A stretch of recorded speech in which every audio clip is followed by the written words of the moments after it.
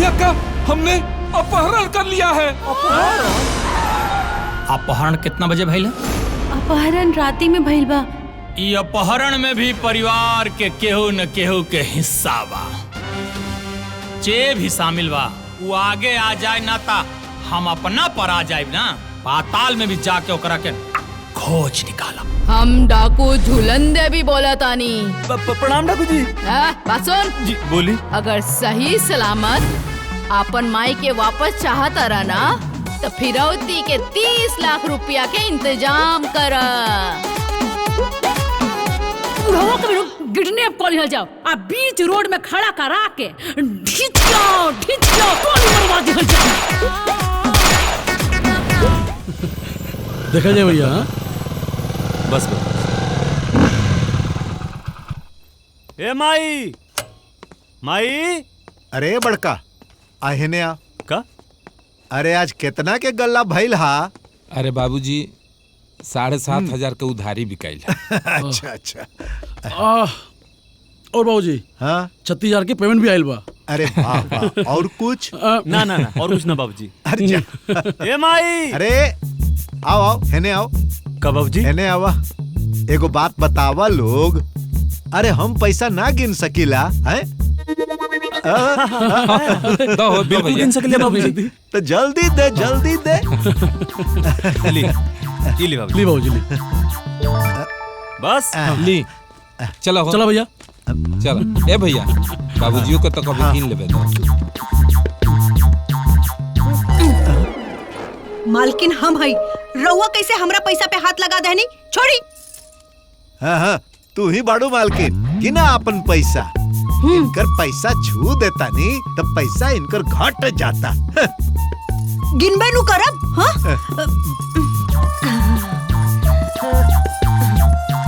1 2 3 4 5 6 7। आई देखा तार चश्मा पे चूटी। कब चूटी? कब? जल्दी निकाली चूटी। जल्दी निकाली नहीं तो हमरा के काट ले। हल्की चूटी हाँ। जल्दी करी। हाँ निकल गई। हाय हाँ निकल गई। हाँ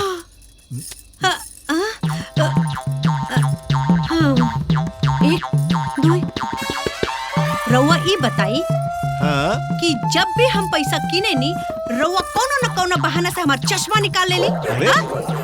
अब हम रउआ के सामने ना पैसा ना किनब। अब हम अपन पैसा ले जाके ना भीतर रख। ले जा हाँ। जा। हाँ, जल्दी जा।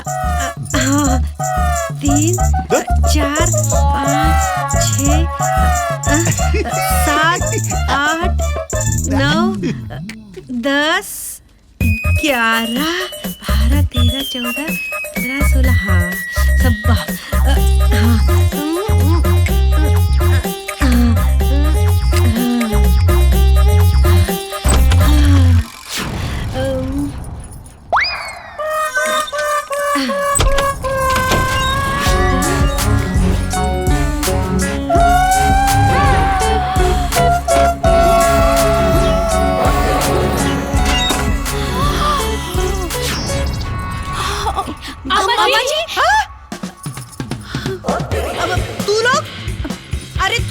ऐसे टपक गइलू जैसे डाकू लूटपाट करे खातिर आ गइल बा। का बात बा? का अम्मा जी आज ले हमनी राउर पैसा कबो छुले बनी जा का? मौका मिली तब ना। अम्मा जी हाई पैसा में से 100 का नोट दी ना, हमने के गोलगप्पा खाएम सर। अम्मा जी हमरा के ढेर ना, खाली 50 रुपया दी ना, हमरा के टिकुली सिंदूर केने के बा। अच्छा और तोहरा के मजलो? अम्मा जी अब रउआ तो जाना तनी हमरा के 3 लाख रुपया के जरूरत था। IVF से बच्चा पैदा करे के प्लान करे के बा। अपन मुंह देख ले बाड़ू। हाल बाड़ू पैसा ले। चलो निकला यहाँ से। पैसा लाई है। रख गई हम अपन छुपा के। कंजूस मक्खी जूस बुढ़िया। देखी तो हमने के डाकू बुझा तारी रे। बुढ़िया के जाके एक लठी मार के आई का। ए चुप रहा ना दीदी। 11/11/2024। हाँ 36,000 हाँ 56,65,336 हाँ मुझे तो सब पैसा अपना साथे लाद के लेके जाइए। ए दीदी रउआ सुननी है कि ना कि का कहत रहनी है कि हमरा के घर में अपना अलावा क्यों पे भरोसा नहीं की। ई बुढ़िया हमने की एक एक रुपया खातिर कितना तरसावतिया हो हैं? अरे सब भगवान विचार करी है। ई गौवा में की कर ऐसा सास बिया हो कि अपना पतोहन के एगो गुलगप्पा खाए के भी 1 रुपया नहीं देत। ऐसा बुझाता हमनी के काला पानी के सजा काटता नहीं सन। ए दीदी ये सब छोड़ी, हमने के मर्दों कौन लाइक बाड़न सना कबो ही ना कहलन सा कि अपन माई से दूर पे चुरा के हमने के हाथे पे रख दी। कतना लाज के बात बा, कतना लाज के। अरे जेकर मरद इतना नोट छापता ओकर बेटी जाके ननिहाल में पढ़त। बताओ यही से ना दीदी हम ही सोच ले बानी कि अभी हम बच्चा उच्चा के प्लान के बारे में कुछ ना सोचब ना बाकी हम ना मानब। 3 लाख चाहिए तो चाहिए बस, बाकी हम IVF से बच्चा करा के ही रहब। अरे खाना बनल कि खाली खाना चाहिए ले जाके एक थरिया खिया दो। 10 मिनट में रेडी हो जाई। बाबूजी हमनी के तीनों भाई एक ही दुकान में कहिए से काम करता नहीं जा। हाँ तो उसी का भइल। ए माई हमनी के तीनों भाई के अगर एक गो दुकान हो जाई तो कितना बढ़िया होई। हाँ। हाँ ए बबुआ एकरा से फायदा अरे अरे बाबूजी उससे व्यापार बड़ा हुई, उससे ज्यादा रुपया आई और बहुत कुछ फायदा वाला बाबूजी। हम बुड़बक नहीं खे बाबू, पता बा हम पाई जोड़ के रखा तानी होलसेल दुकान खोले खातिर और ऊपर हम अपन नाम लिखवाई गायत्री देवी होलसेलर। और पता बा बाहर कुर्सी लगा के हम ही बैठब। ए बूढ़ी अरे माइयो तारा के पता बा होलसेल दुकान खोलना में कितना पैसा लागेला? हाँ पता बा हमरा के। हाँ अरे यही से हम रखले बानी 56,65,336 रुपया जमा करके रखले बानी। 56,65,336 बाप रे बाप। हाय बुढ़िया इतना पैसा रखले बिया आ हमनी के एगो गुलगप्पा खाए खातिर तरसावत दिया। बाप हो बाप इतना पैसा आ घर में। ए बूढ़ी हाँ तब तारा के लूटे के चाहिए। हाँ लूटे के जाए तो लूटे ना, छीन के दिखाई तो बताई हम। ए बूढ़ी चढ़ावा मत ना तब बंदूक सीना पे तान के लूटिए ले। बात सीना पे बंदूक धरिया, पहले खाना खा। भाई देखो बुढ़िया के पास कितना पैसा बा, एकरा बाद भी हमनी के 5 रुपया के टिकलू के पत्ता खातिर के तरसा दिले भी आई बुढ़िया। मुझे तो सारा पैसा बुढ़िया सिरहाने लेके गई है। सिरहाने अरे तू ऐसे काहे बोलत तारू हो? तो का बोली, एगो शादीशुदा औरत के जीवन में बच्चा ना होखला से ओकर जीवन के का अर्थ बा। रउआ हमरा खुशी खातिर 3 लाख रुपया के व्यवस्था नहीं की कर सकत IVF करावे खातिर। अरे तरह से कितना बार कही हम कि सब पैसा तो माई के हाथ में बा। पैसा पे तो माई के ना अधिकार बा। हाँ? बाकी गहना तो हमार बा ना, तू है मांगी माई से, हम बेच के सब कर ले। अरे वो तो माई के हाथ में बा। रवा जाई और अपन माई के नाम के माला जापी। अरे एगो बच्चा ना होखला से हमार मन में कितना तड़प बा। रवा के कबो ना एहसास होला, रवा के एहसास ना होई। ए मधु का हो आजकल चेहरावा तो हर कुछ चमकत नहीं खे। चमकत नहीं खे महीना में 5 बार हमार फेशियल जे करावतानी। निमान का पाउडर लेके देखले बानी, उहे पाउडरवा नइखे लगावत नु, यही से हमार फेस चमकत नहीं खे। यार अब असली चमक क्रीम पाउडर से ना निमन खैला से आई। निमन खैला से आई। अरे जवान मरद अपना मेहरारू के गुलगप्पा खियावे खातिर अपना माई के से भीख मांगता, उ का खा खियाई। का बात करता रू? काले जाके हम 2 प्लेट गोलगप्पा लेके आवतनी और ढेर सारा पानी मस्त खाई है एकदम। ए हमर दिमागवा झोकारी मत कता धोल का होय टेपालवा अरे बढ़िया बता चार पाना कोइते अरे बाप रे बाप रे काय मारो तू अरे बाप रे हमार बाबूजी कहत रहले कि ए बेटा तोर दुल्हा का बड़का कपड़ा के दुकान बाटे रोज रोज पैसा आवेला कि उनकर के ई नहीं के पता कि ऊ पैसा हमार पति देव के पास ना सीधा इनकर मई के हाथ में जाला और वो बढ़िया अपन छोट पतोह के एगो टिकुली बिंदी खातिर भी तरसा के रख देले बिया। अरे बाप रे हमरा के मलस का फायदा। अरे काहे से तोहर माई के तो हम मार नहीं सकत तो यही से उनकर गुस्सा हम रउआ ऊपर उतारल बानी कहीं से कि हम हई लखपति सास के भिखारन पता।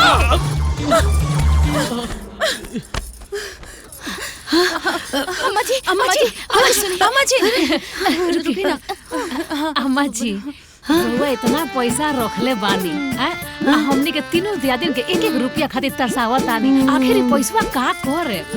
बात तो सही कहा ताड़ू। अच्छा ही बतावा तोरा के कितना पैसा चाहिए? बस उहे 150-200 रुपया। अच्छा में हमार छोला भटूरा समोसा और गोलगप्पा हो जाए। अच्छा और तोहरा के 3 लाख। वो काहे खातिर? वो IVF से बच्चा के प्लान कैले बानी। अच्छा सुई वाला बच्चा। हाँ। अपना दम पे तो बच्चा पैदा होइए नहीं के सकत ना।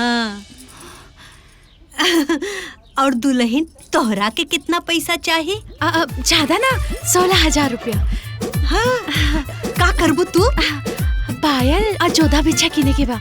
अच्छा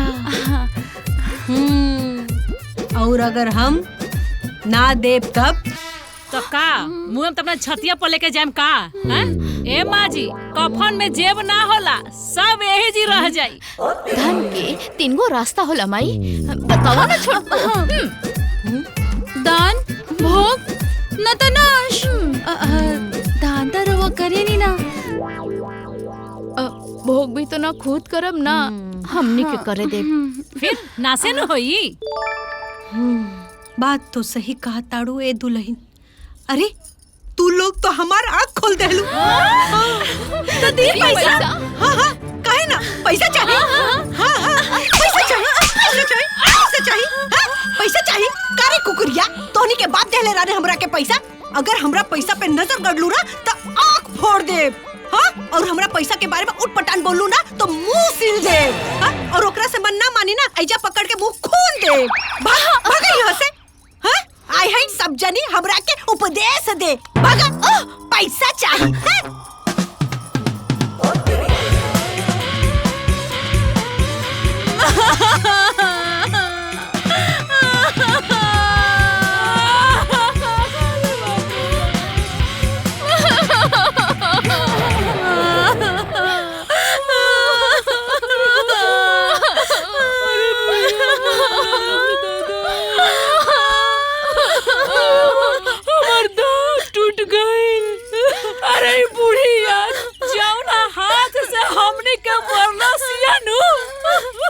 हाथ में लकवा मार जाई।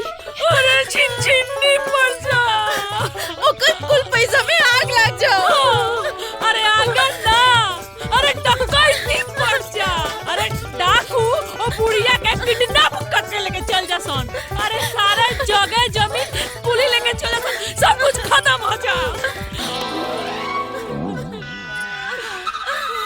दीदी कहा कहानी जरा फिर से कहीं। अरे है कि खाली आगे ना लागो डकैती हो जाओ। डाकू ओकरा के किडनैप कर लसन फिर औदी में सारा पैसा मांग लसन सब कुछ खत्म हो जाओ। ये छुटकी जरा है ने आवा आवा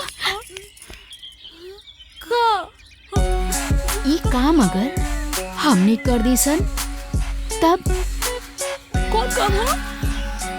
ये है कि हमनी के डाकू बन के बुढ़िया के अपहरण कर लिया जाए और फिर फिरौती में पैसा मांग लिया जाए तब वाह छोटको, ई आइडिया तो एकदम मस्त बा। अरे बुढ़िया के किडनैप करके सारा पैसा मांग लिहल जाई, बाजार जाके गुलगप्पा खाइल जाई, सारा पैसा उड़ा दिहल जाई। अरे ई बुढ़िया, अरे एक रुपया खातिर हमनी के कितना तो साले में हो दीदी ना दीदी लोग वहाँ डाकू साकू होई, गोली वोली चली और जान चल जाई तो ऐसन पैसे का फायदा। मम्मी प्लान के हिस्सा नहीं की भाई। ए चुप बैठ। Plan final. डाकू बन के बुढ़िया के अपहरण होई तो होई। ठीक बा दीदी, आप कहानी मने भगवान कहानी।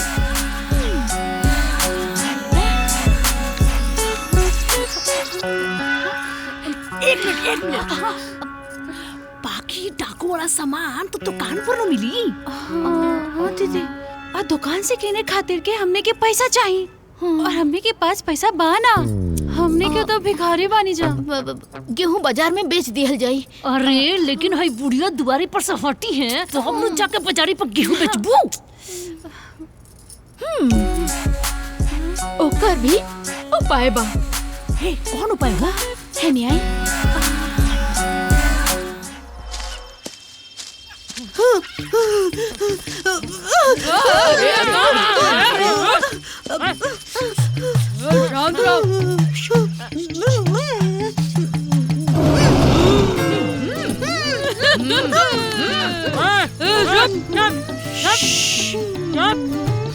बुढ़िया, अभी सिर्फ शेर की आवाज है, ओकरा बाद मगरमच्छ, अजगर, और ओकनी के बीच में हमनी के रही ले सा।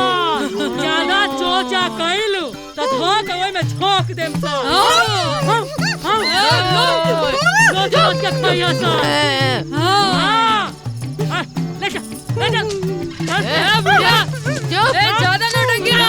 ए जा रुक। ए चल बुढ़िया आराम से। बुढ़िया चल। ये आसन आराम। अरे बाप।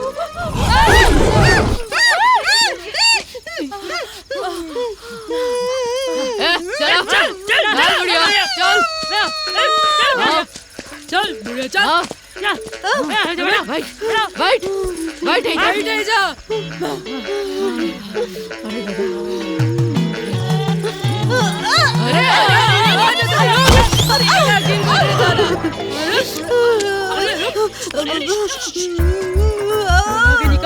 हमनी के कर अपहरण कली बानी जा। अपहरण कैला के बाद बुढ़िया से फिरौती के पैसा लेवे के बाद सही कहानी ना डाकू लो। रुक बुढ़िया रुक। बुढ़िया तोड़ खोपड़ी उड़ा दी का। सबसे खतरनाक डाकू हमनी के बहुत बड़ा गैंग बा। हमनी के नाम से थर-थर लोग कापेला। नाम का बा झूलन देवी। ए बुढ़ियो, तोरा के हमनी के अपहरण कैले बानी सन। कुछ कह के चाहतिया बुढ़िया। हाँ का बोले तारे रे? बोल। हे डाकू जी, हे झूलन देवी, बसंती जैसे गब्बर के सामने नचले रहा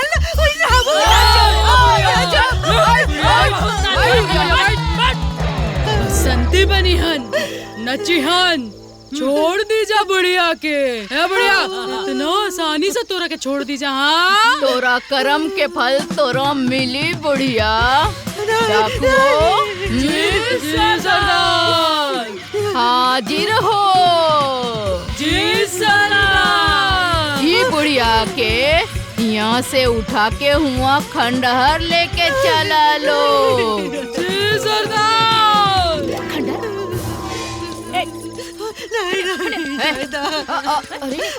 अरे खंडर? कौन सा खंडर? वहाँ खंडर? सबसे अच्छी सरदार जी सरदार कह के बड़ा सुनने का तेरा शौक लगल बा। तेरे बाबूजी खंडर बाप के देखो। चुप चुप, है नहीं आबो। अरे हमनी के डाकू लोग के स्टाइल में बात करे के बना, हाँ ना तो अम्मा जी समझ जाइए। हमनी के अम्मा जी के जंगल में घुमा घुमा के घरे ले जाके लकड़ी के कोठरी में बंद करके रखे के। हाँ, समझ ली? अच्छा ये अब राउर दिमाग के ट्यूबलाइट जलल का? तहार ट्यूबलाइट जलता तो पहले खाना बताओ। डाकुओ जी सरदार। नियावा जी सरदार। बैठ। डाकुओ जी सरदार। ई बुढ़िया के यहाँ से उठा के खंडहर लेके चलो। जी सरदार। Follow me.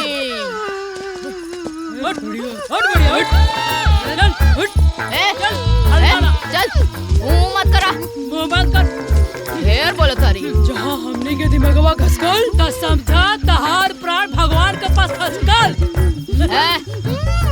ई झुलन दबे के इलाका हा। दूर दूर तक कोनो बच्चा रोएला तो ओकर चाची कहेली माई। हाँ ओकर माई कहेली ए बच्चा सूझ जा, झुलन देवी आवतारी।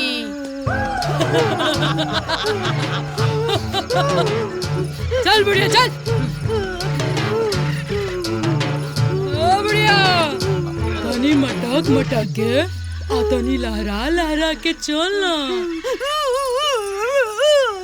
चल नाटक।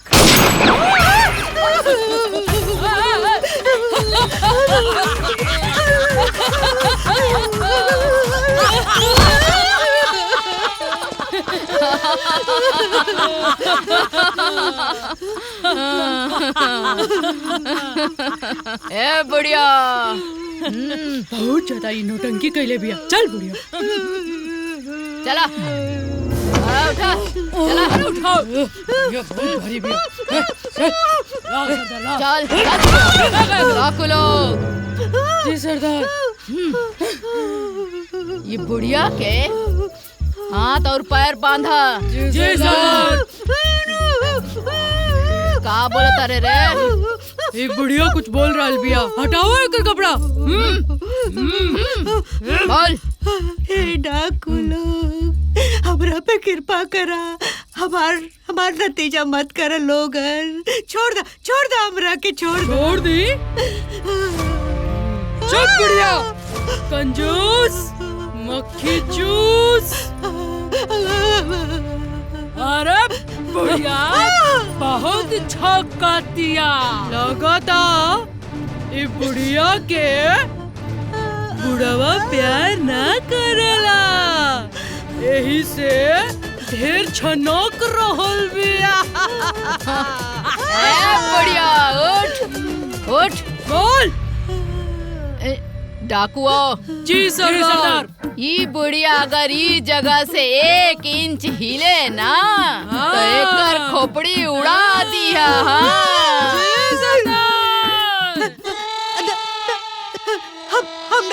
हम बिल्कुल ना हिलब।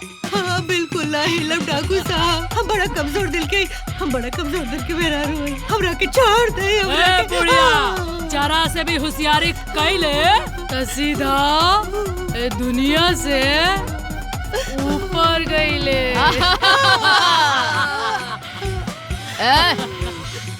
डाकू। जी सरदार। बुढ़िया का मुंह बांध जल्दी। चुप बुढ़िया। चलो लोग। जी सरदार।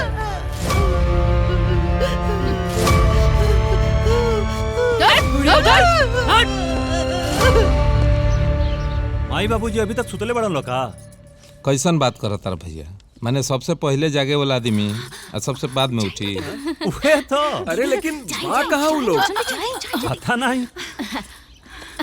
चाय ली लोगी। हाँ भाभी देखा तनी जाके।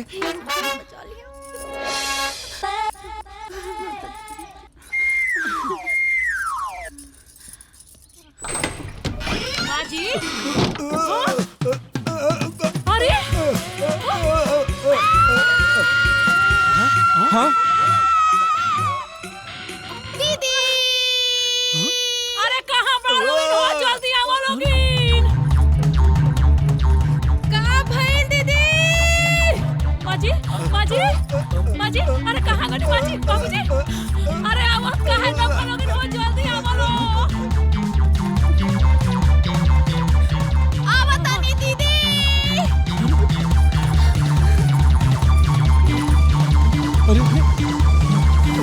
अरे जब अरे बाप रे, ई का भइल बाबूजी? ई सब कैसे भइल दीदी? अरे भैया क्या चल बा? अरे भैया चल चल जल्दी जल्दी। अरे बाबूजी, ए बाबूजी, माई माई माई माई बाबूजी, ए बाबूजी, बाबूजी का भइल? जल्दी खोल रसोईया। ए बाबूजी के का भइल? अरे खोलो भैया। वो चिट्ठी में कुछ लिखल बा, पढ़ी ना। खोल। ए भैया, हाँ बुढ़िया का हमने अपहरण कर लिया है। अपहरण? ये अपहरण के बारे में अगर केहू के बताइला तो बुढ़िया के टुकड़े टुकड़े काट के चील कौओं को खिला देंगे। डाकू झूलन देवी। ए भैया, अरे मर्द खोलवा की लपड़ पड़ है। बाबूजी मुंह खोला। ए बाबूजी। अरे हमार बुढ़िया को उठा के डाकू ले गइलन सब। केने ले गइल? अरे 3 गो डाकू रहे। अरे बाप रे बाप। आई हो दादा, हो दादा। जाओ पानी जाओ। चला दीदी।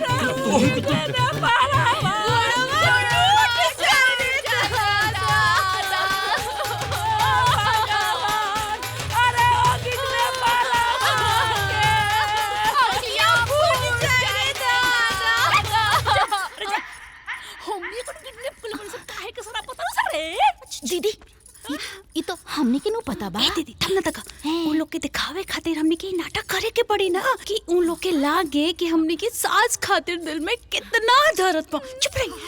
हां माजी ओ माजी, अरे माजी ए, चुप।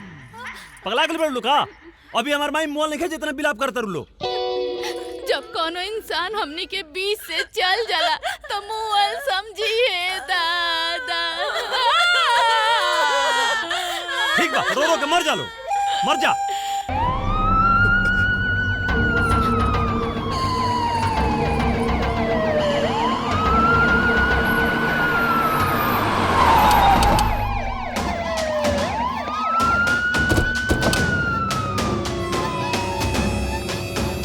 घरा हो जी साहेब।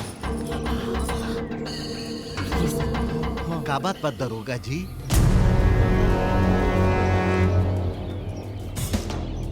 बात हमरा समझ में नहीं आवत। कहा नहीं समझ में आता? जेकरे पत्नी के अपहरण हो गइल बा।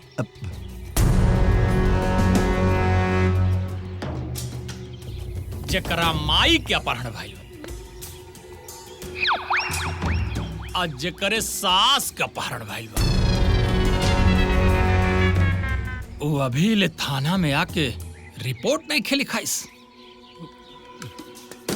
कौनो न कौनो दांव पेश त जरूर बा। ओइसे कलयुग में केहू के ऊपर भरोसा ना कइल जाला, चाहे वो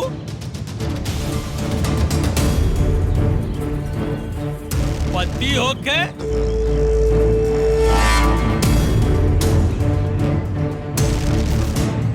चाहे वो बेटा या पतोह।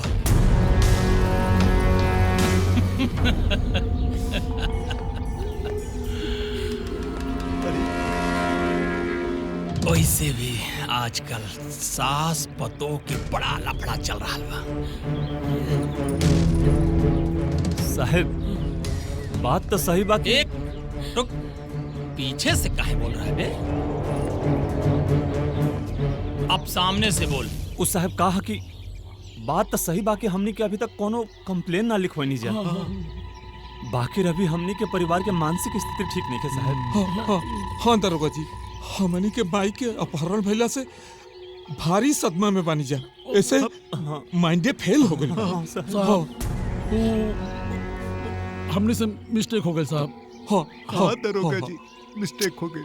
हम आपकी भावना का कदर करते हैं, लेकिन क्या करें, अब हम भी तो ड्यूटी पर है ना। अगर हम अपने पे आ जाएंगे तो सोचब समझब विचार करब बाद में। पहले रडार सेट करके मुजरिम को ओकरा बाद पाताल में भी रहता खींच के निकाल।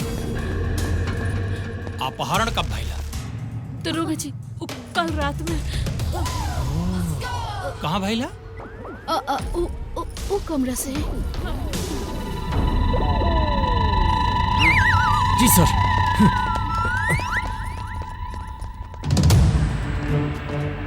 अपहरण कितना बजे भइल? अपहरण राती में भइल बा, तो हमने के कैसे पता हो कि कितना बजे भइल है अपहरण? दरोगा जी, आई देखी सबूत। यहाँ रसरी भी मिलल बसो। घर के भेदी लंका ढावे।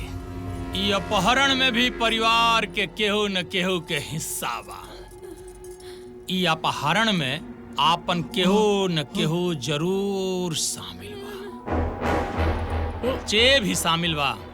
वो आगे आ जाए ना ता हम अपना पर आ जाए ना, पाताल में भी जाके ओकरा के खोज निकालब।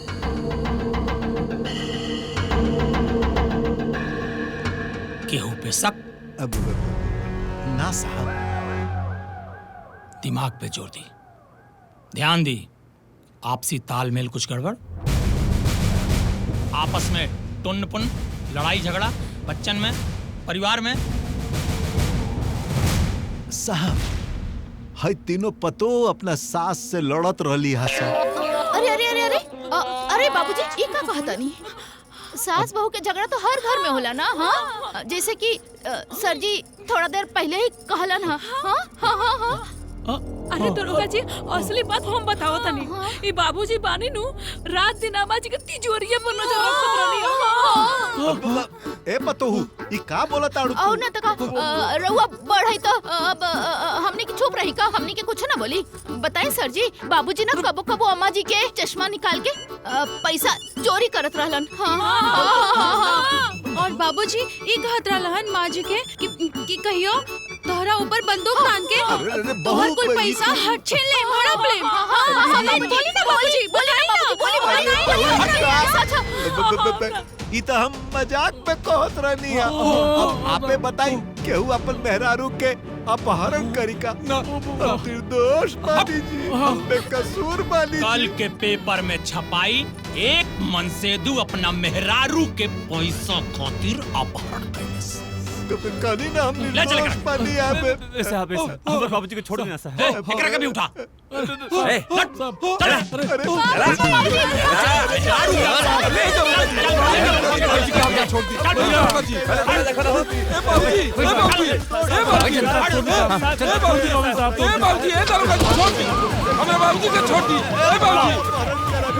बाबूजी,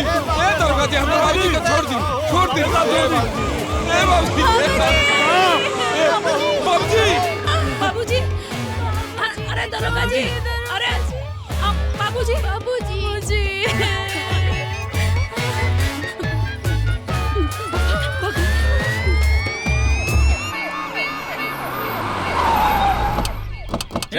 उधर। अरे बाप रे, अरे कहनी ना हम निर्दोष बानी साहब। अरे हमरा के छोड़ दी। अरे हम कुछ नहीं की कर ले, हम अपन मेहरारू के अपहरण नहीं की।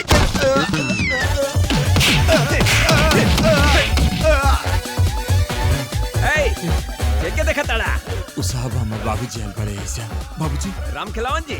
हाँ हाँ, हमार बाबूजी देखा वहाँ पिटाई चालू बा।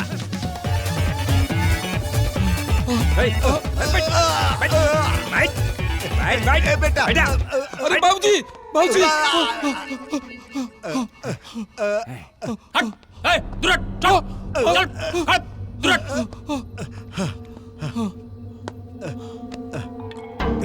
ए दरोगा साहब, हम अपना मेहरारू के अपहरण नहीं की कैले हाँ। हम मुँह जाइबे दरोगा जी। हम निर्दोष बानी है दरोगा जी। पुट्ठा कहीं। निर्दोष बानी। आजकल हर पोड़ साथी रोला। ए दरोगा जी, हमार बाबूजी बेकसूर बने, छोड़ दी रहुआ। साहब एकरा के छोड़ दी हल जाओ, एकरा के आजाद कल जाई तो अब देखी ये अपने आप हमने के पीछे से खबर पहुंचा दी।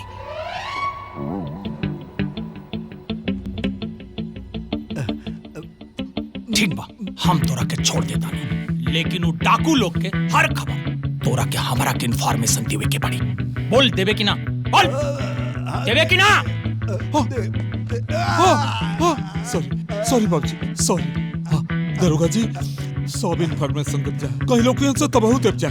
कुछ वो खबर मिली नु तो हमने के बता दे जरूर के। अब बाबूजी के जाए दी, हमने के छोड़ दी। ठीक बा, चल लेके। हाँ, चलिए, चलिए। संभाल के बेटा, अरे दुखाता रे। चलो ए बेटा, दुखाता। बाबूजी, भैया आराम से छोटू, आराम से बाबूजी, बाबूजी आराम से। हाँ भैया, हाँ। अरे जा लोग अंदरवा जाके तुम तेल में जे हल्दी गरमा के लेके आओ। जा जी बाबूजी का आराम से बाबूजी। बहुत दर्द है बाबूजी ना।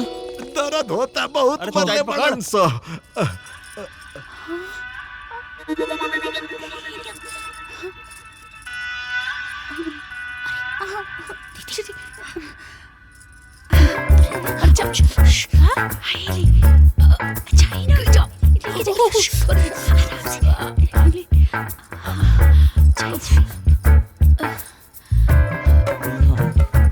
हाँ भाभी रख दो।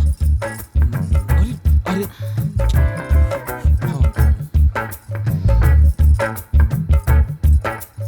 बाबूजी, हमने के माफ कर दी।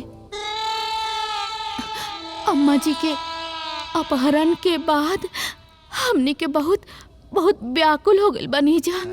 हमने के वहाँ के जल्दी से जल्दी लियावे के चाहता नहीं जा, यही से जवन बुझाइला तवन कह देनी आजा, माफ कर देना। बाबूजी, रउआ अम्मा जी के अपहरण नहीं की कैले ना, लेकिन बंदूक दिखा के डरावत रहनी ना। अरे बेटा, का मालूम रे, पुलिस वाले लोग डाकुअन के पकड़े के बदला हमरे के ले जाके कूट देलन से रे। अरे कहीं जोर से घाव लागल बा का? चलो भागा यहाँ से, जल्दी भागो। देखा लोग, ढेर पर पंच मत फैलाओ लोग। पहले तो बाबूजी का पिटवा देली लोग, अब कहते लोग कि घाव लगल बा। चलो भागो तो।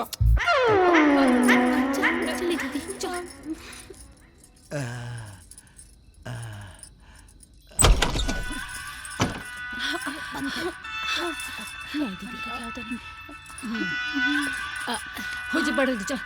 अरे दीदी, अरे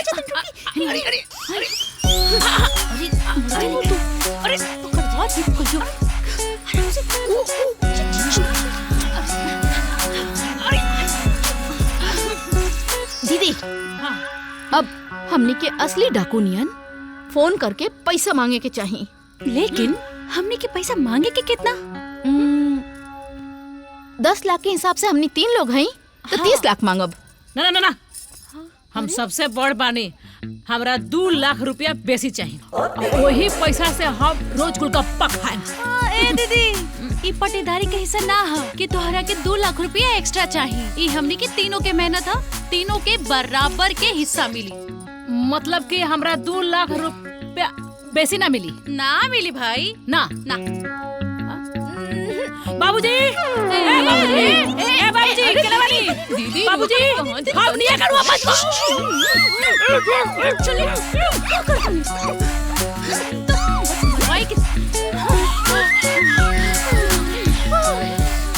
मरवा दिया अयो ए महारानी रउआ के हम 2 लाख ज्यादा दे लेकिन हमने के सारा प्लान पर पानी मत फेरी चुप रही जी सरदार, राव आज्ञा का पालन होई सरदार।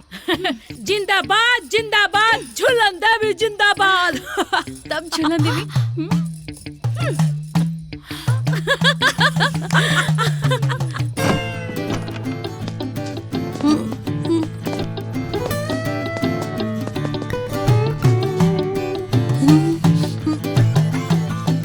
सरदार बुढ़िया को ठोक दिखा। मजाक करता निसार।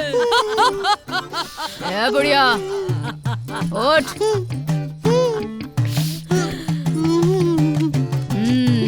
तोहरा जैसन फटीचर स्वार्थी दुष्ट औरत के गोली मार के हमनी अपन हाथ तोहरा गंदा खून से रंगे के कोनो इच्छा नहीं के बुढ़िया।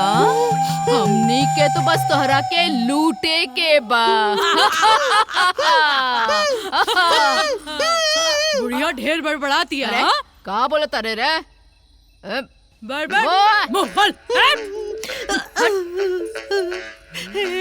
हे डाकू लोग, हमरा लगे कुछ नहीं के बा, हमरा के छोड़ दे, हमरा के छोड़ दे। हमनी के पता बा तहरा पास बहुत पैसा बा। बुढ़िया बड़े डाकू जी सरदार, ई बुढ़िया के बुढ़वा के फोन लगावा जी। जल्दी लगावा। हाँ बुढ़िया ढेर फड़फड़ा दिया। देखा तक एकर फोन है? हाँ लाओ देना, लाओ हमके दो। हेलो अब बुढ़िया ढेर गोली ठोक दे, अबे मार दे। अब हम डाकू झूलन देवी बोला तानी।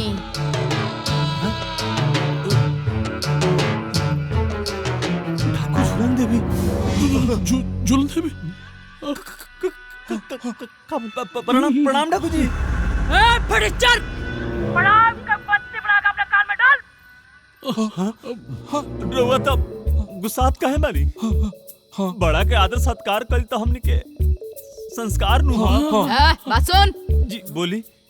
अगर सही सलामत आपन माई के वापस चाहता रहना तो फिरौती के 30 लाख रुपया के इंतजाम कर। अरे बाप रे, 30 लाख।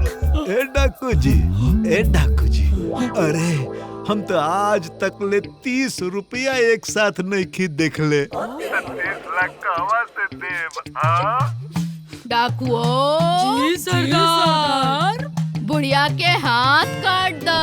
ए ना ना, ए डाकू जी, अरे बाप रे, अरे ए डाकू जी, ए डाकू जी, हमरा गरीबी पे रहम करी। डाकुओ जी सरदार, बुढ़िया के गोड़ काट दो। अरे ना ना डाकू जी, हमार बूढ़ी के हाथ गोड़ मत काट। हम 30 लाख देव। 30 लाख देव, बाकी 2 दिन के मोहलत दे दा। डाकुओ जी सरदार, का विचार बा? दिया जाए टाइम। अब रहो 2 दिन बाद फिर पहुंच जाए। करला पैसा के व्यवस्था। और हाँ, अगर कोनो होशियारी कैला के कोशिश कैला ना तब बुढ़िया के लाश मिली, लाश। अरे ना ना ना ना ना, अब का हुई? स्विच ऑफ करो, स्विच ऑफ करो।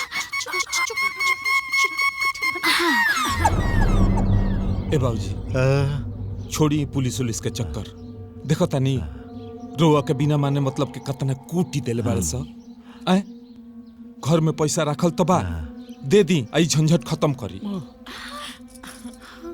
ए बेटा, हम एगो बात सोचत रहनी। का बाबूजी? मान लो वो बुढ़िया खींच तान के 4-5 साल और जी, अब तू ही लोग बतावा बुढ़िया के रहला से अरे बाप रे, हमनी के का फायदा बा? उल्टा ओकरा रहला से हमनी के टेंशने रहेला। हम तो एगो बात कहतनी, ओके नु डकुअन के लगे छोड़ दिहल जा।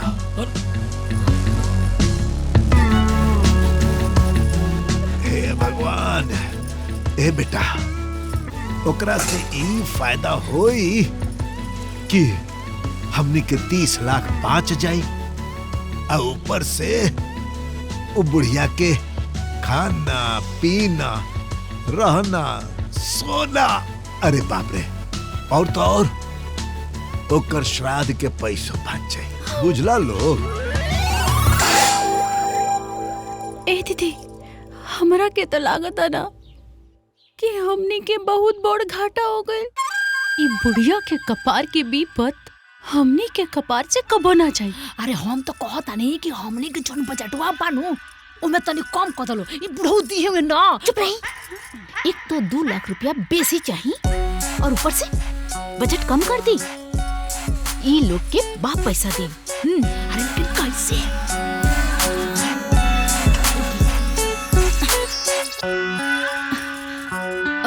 बाबूजी, रउआ कैसन पति हैं? रउआ के अम्मा जी से ज्यादा प्यार आज पैसा से हो गइल बा का? अरे बेटी, ए तरा ढेर बुझाता। बाबूजी जोन कहता रे नु ठीक कहता रे। हाँ। अरे रो बेटा है कि कसाई जी केहू अपने माई के संगे करेला। हम तो कहता नहीं कि घर के जमीन जायदाद गाड़ी सब कुछ बेच के वो लोग के पैसा दे दी। हाँ, वो बेचारा डाकू मोगलोही कितना बड़े सन, मात्र 30 लाख। अब मान ली कि 3 गो होई है सन तो देह पीछे 10-10 लाख नु आई। कहो तोहरा ये कैसे पता कि वो डकुइया सब तीनों वो लोग बा? अरे वो डाकू गिरोह में कम होई। हाँ बाबूजी, हम आपके आगे हाथ जोड़ रहल बानी, गोड़ पर गिर रहल बानी, कुछ भी करके डाकू लोग के पैसा दे दी। ए पतो, हमके ई बतावा, तू लोग डाकू लोग के लेके इतना परेशान काहे बाड़ुआ? अरे काहे परेशान ना रही सोन? हमनी के सासू माई करोड़ों में बाड़ी और रउआ वहाँ के ऐसे करोड़ों कैसे फेंक देव जी? अरे बाबूजी, बाबूजी, हमने के हमार अम्मा जी चाहिए। हाँ बाबूजी, ना तो हमने के अन्न पानी त्याग के हमें जान दे दी जाए। हाँ बाबूजी, हमने के अम्मा जी का बुला दी। हमने के अम्मा जी अरे, लेके अरे, आए। अरे सुना, बाबूजी, हमने के अम्मा जी चाहिए, हमने के अम्मा जी चाहिए बाबूजी। अरे बहू सुना, चुप रहा, चुप रहा लोग, करता नहीं ना कुछ। छुड़ा के ले आइब, छुड़ा के ले आइब। तू लोग जा, जा तू लोग अपन काम कर, जा लोग। ठीक बा बाबूजी। ए बाबूजी, तार तीनों पतो ही ठीक है कहता रे सो। पैसा के लालच छोड़ो आ पैसा दे के माई के ले आवो। हाँ हाँ बाबूजी, भैया ठीक कहता मैं। आज हमने का नाटक ना पसरती सो तो सब काम चौपट हो जाए। पैसा मिलेगा।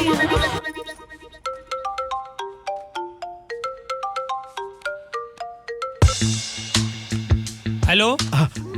हाँ हेलो सर, हम राम खिलावन बोला तानी। हौ जेकर मेहरुआ के अपहरण भइल बा। हाँ बोली। अरे सर, काल न उ डकुअन के फोन आयल रहे। अरे फिरौती मांगत रहलन सर, 30 लाख रुपया। अब बताई, हमरा लगे 30 रुपया नहीं के। राम खिलावन जी, उन जोन नंबर से फोन आयल रहे उन नंबर हमारा के बता दी था। हाँ ठीक बात, देता नहीं नंबर। अरे की होल्ड पर रही। हाँ सर, लिखी सर। 805-1-8-9-8-8।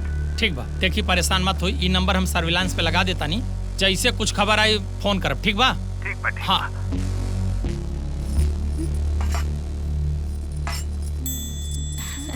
खाई लोगे।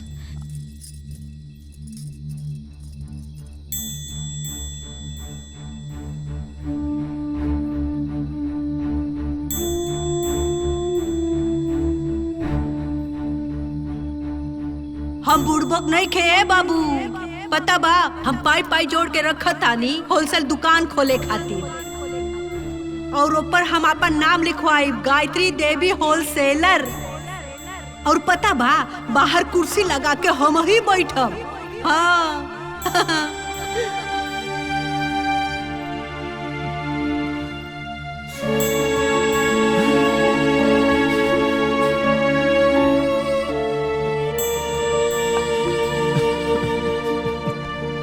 ई का बेटा आए बाबूजी यही पीढ़ा पे हमार माई बैठत रहे, ऐजा बैठ के टुकुर टुकुर निहारत रहे। कुछ कम बेसी होत रहे तो कनी पे चिल्लात रहे बाबूजी।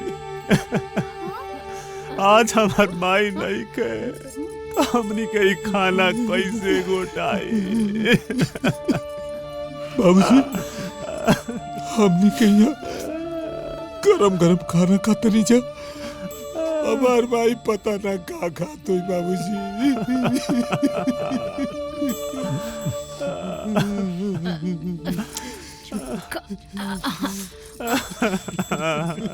उठी उठी उठी रोई मत। उठी उठी उठी उठी माई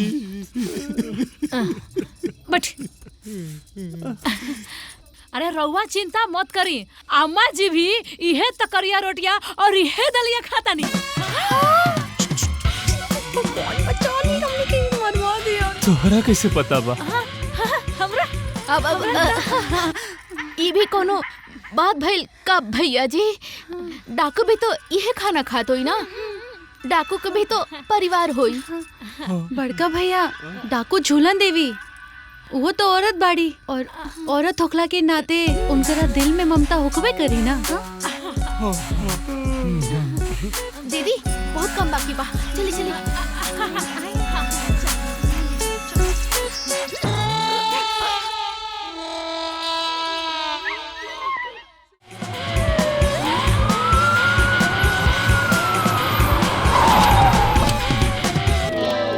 काजी अब क्या बता रहा है?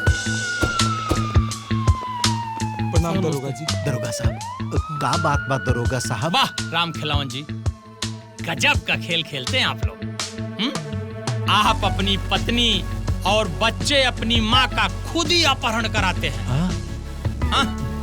उसके बाद आप लोग पुलिस के भी खबर नहीं खेदेला और जब पुलिस दबिश देवेला तब चुपचाप एक डाकू के बहाना बता के एक नंबर देवेला और जब नंबर पुलिस ट्रेस करेली ओकर लोकेशन ई घर। रउआ ऐसा कैसे? लागत आई बुढ़ाऊ पुलिसवन के नंबर देखल दीदी। अब का होई? हमने के लागत अब फंस गए नहीं जा। अरे इधर आवा, इधर आवा।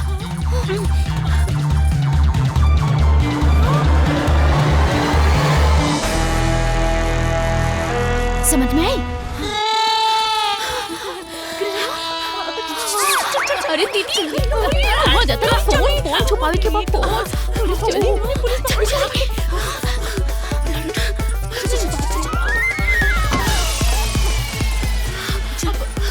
जल्दी चली। सरफरोशी की तमन्ना अब हमारे दिल में है, देखना है चोर कितना बाजुए कातिल में है। वैसे भी हमने के नाम डाकोन में लिखा गइल बा, अब कुछ नहीं के हो सकत। बाकी रहली फोन, ये फोन उन लोग के हाथ ना लगे के चाहिए। हाँ, एकरा के अंदर अरे छोटको पन्नी पन्नी पन्नी ले आवा, पन्नी पन्नी जल्दी करा, ले आवा। अरे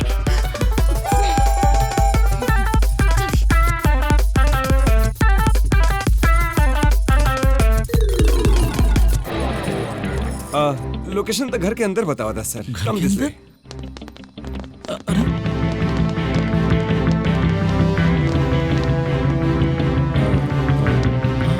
दिस साइड।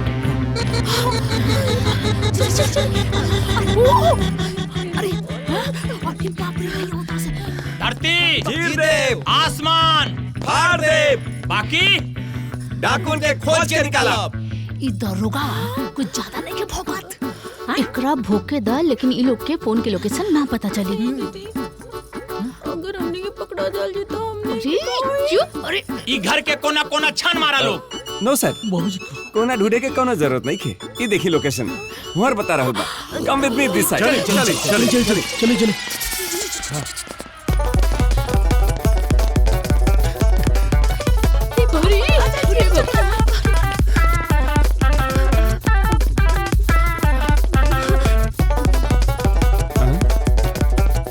दिस साइड, यस।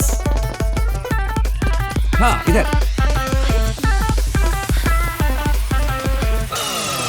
लोकेशन तो यही दिखावा था। खोजो। सर तन पकड़ी ता डंडवा पकड़ी। प्रोटोकॉल का पालन करो सीनियर जी ऑफिसर। सर, जी सर।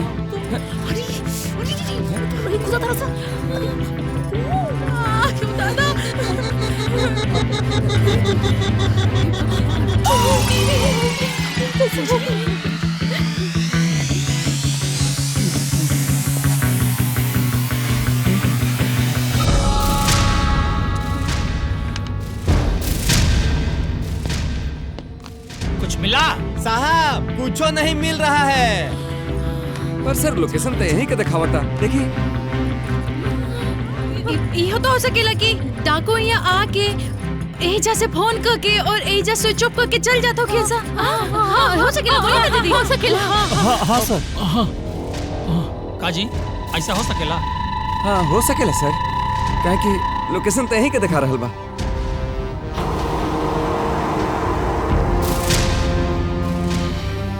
पता कराई नंबर के करे नाम के बाद। ओके सर।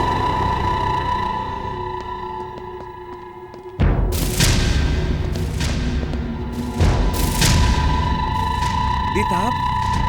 आपका नाम ईमानदार सिंह है? दी। पक्का आपका नाम ईमानदार सिंह है? हाँ हाँ, हमारी नाम हमारी दादी ले लली और देखला वजह से हमारे दादी और माई में बहुत झगड़ा भइल रहल।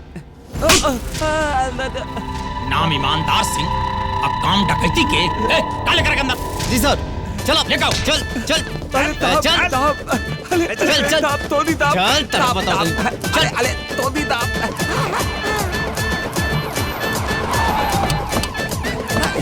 निकल। चल ताब ताब। चल ले चल ले चल। और मार। अले भाई ले। और मार।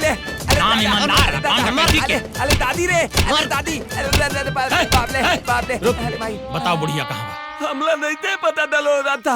बताओ बुढ़िया कहाँ बा? हम नहीं जाने दलोगा था। बड़ा मोटा चमड़ी बा है। मार एक रखे। मार अले दादा।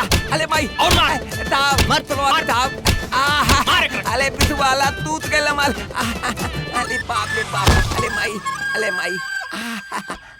ताब। बोल बोल चुप बोल। कहाँ रख ले बड़े? हम क्या ऐसे पता था? बुढ़िया के हमला तो तू नहीं क्या पता जाए। अरे तेरी तो फोन करके फिरौती मांगता रे। कहाँ छुपा के रखल बड़े? बोल। अले हमला ते छोड़ देता है। अले हमारे को तीन हिला गइल बा था है। हिला गइल बा? ओकर रिपोर्ट थाना में लिखले बानी। पहले काहे ना बताउले? सब बोले कि कहूँ मौका ता देलो सबका जमाला पीता भला।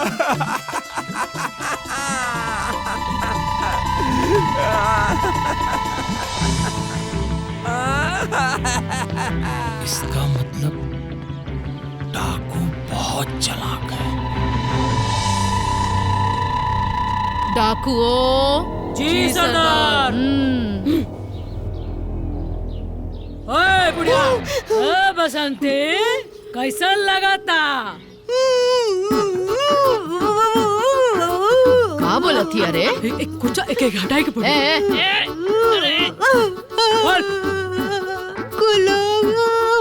के छोड़ दो। एक बात बोली का? बोल। हमार तीनों पतोइया के अपहरण कैला, बड़ा परेशान करेली। चुप नौटंकी चुप।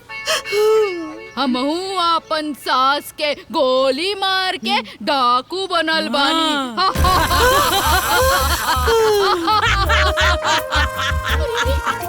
बुढ़े मर गए का? बुढ़िया, बुढ़िया, बुढ़िया, बुढ़िया, बुढ़िया, नाटक पर सरबे ना तो ये बंदूका से तोर खपड़िया उड़ा देम। हमरा के चाहे त हमरा के छोड़ दो। बसंती हमनी के आज तोरा साथ कुछ खेले के बा। हमरा के चाहे त छोड़ दो, हमरा के नहीं चाहे। छोड़ दो हमरा के, छोड़ दो छोड़ दो छोड़ दो छोड़ दो छोड़ दो छोड़ दो छोड़ दो छोड़ दो छोड़ दो। बढ़िया। हमनी की तोरा साथे कबड्डी के ना सांप और केकड़ा के खेल खेले के बा। नहीं नहीं नहीं जी सरदार लेके आवा हमनी के पालतू सांप और केकड़ा। नहीं सरदार। और खिलावा ये बुढ़िया के। बड़े डाकू जी सरदार। लगावा फोन कर बुढ़वा के ताकि बुढ़िया के आवाज ओकर माँ तक पहुँचे। बुढ़िया देख बुढ़िया देख देख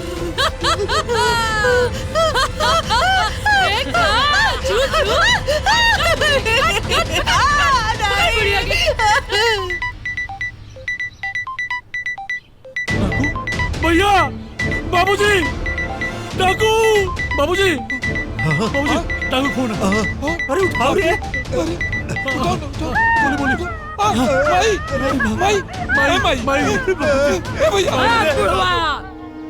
कैसा लगल बुढ़िया के चीख? डाकू जी हमार बुढ़िया के कोनो तकलीफ मत दा। हम जौन रुपया कहले बानी उ सब पैसा दे दे।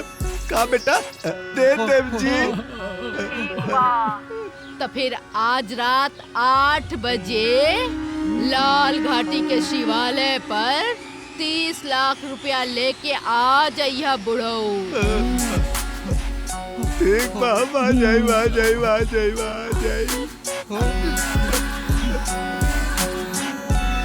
ए बेटा हमार बुढ़िया रे।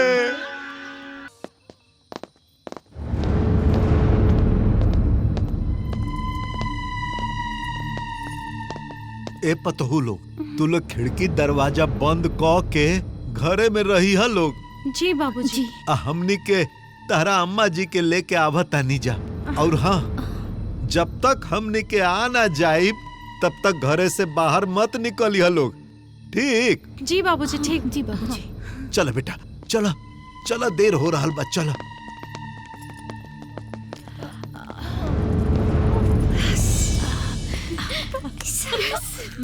पैसा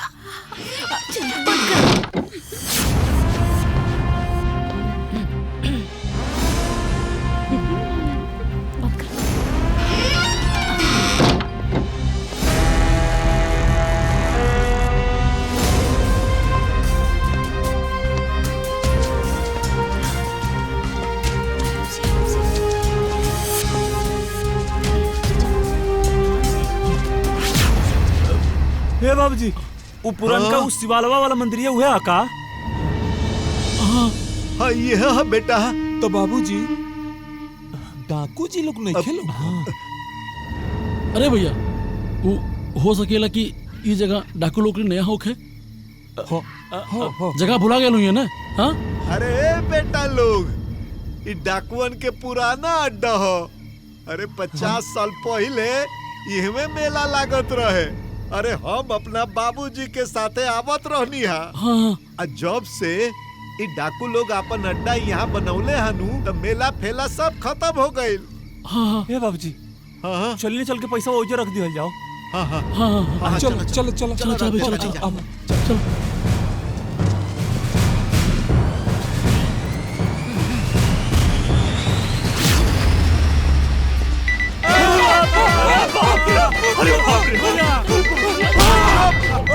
अरे गोली लेके चलन, हमार मोबाइल बाजता।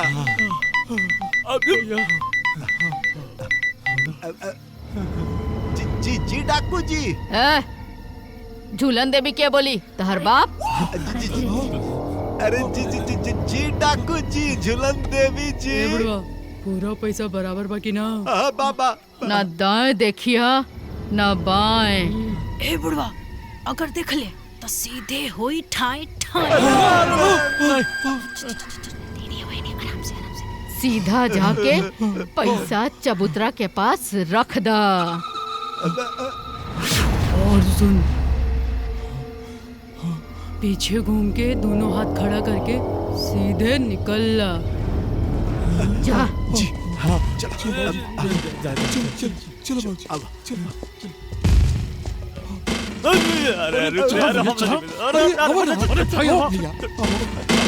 चलो।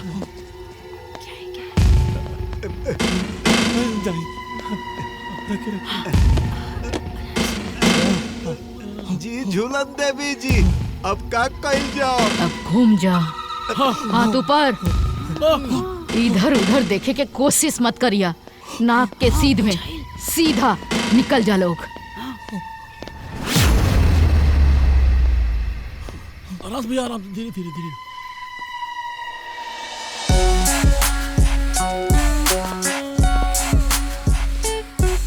आजा बेटा, और करीबा।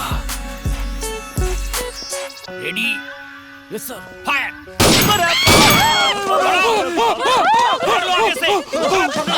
गोली चलावा तारी सरे। गोली चला लगा लो। अरे बाबूजी। मारा गोली।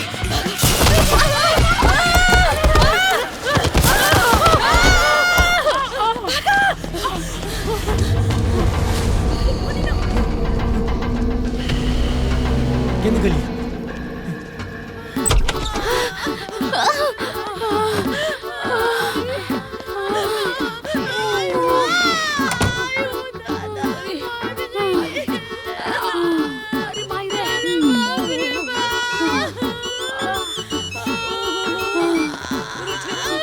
लोग ठीक बाड़ू ना? अरे खाक ठीक बानी। पैसा के शकल देखे के मिलल ना, और ऊपर से जान जाती तो बचल होता था। आई तो घोड़ा फूट गई, मैंने फूला छटक गई। अरे तोरा का भेल छुटको? कातरा नहीं आना कि टांगू टांगू पल्ले से गोली वाली चल करना गोली। गोली? गोली? कहाँ? पीछे।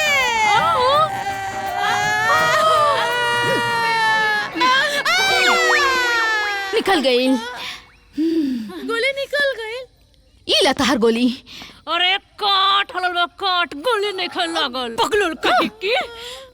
आयो दादा। ओहो हो बाप रे।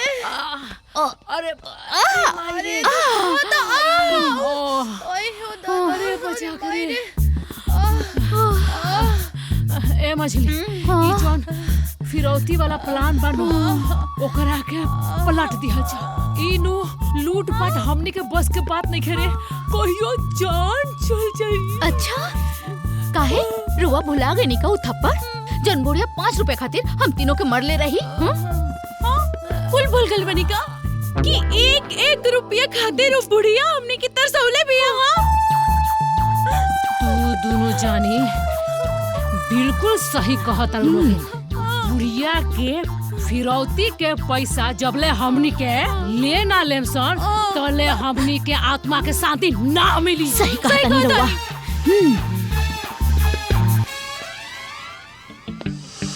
अब परेशान मत होई, चिंता मत करी।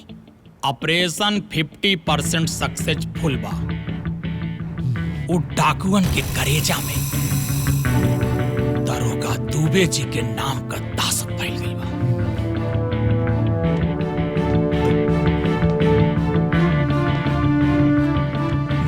बाल बाल बच गए लोग। ऐसा कल रात के एक हमने के धावा बोले सो, पता ना डाकू सब कहाँ चल गए, और हमनी तो हल्के से फायर करत रानी जा। प्रोटोकॉल का पालन करो सीनियर ऑफिसर हो। जी सर। अब दरोगा साहब, हमके ना डकुअन के नियत पे शंका बा। काहे क्यों? कहाँ से साहब वो काहे कि हमारा माई के लेके भी ना कहीं। ई खातिर तो हम कल नकली रुपया मांग। ताकि वो लोग के पकड़ सके। हमनी के समय तो बहुत बड़का धोखा भइल बा। बड़ा धोखा भइल बा। अभी जाकर हम सब पूछतानी। अभी कुछ नहीं के करे के बा, बिल्कुल चुप रहे के बा, चुप। तो हमने के हथकड़ी लग जाई। साहब हमनी के हार्दिक इच्छा बानू कि डकुअन संग के इनकाउंटर कर दिया जाओ। हाँ दरोगा जी, हम चाहता नीनू कि ओकनी के चीख सुनी। साहब हम ओकरी खून देख चाहता नहीं।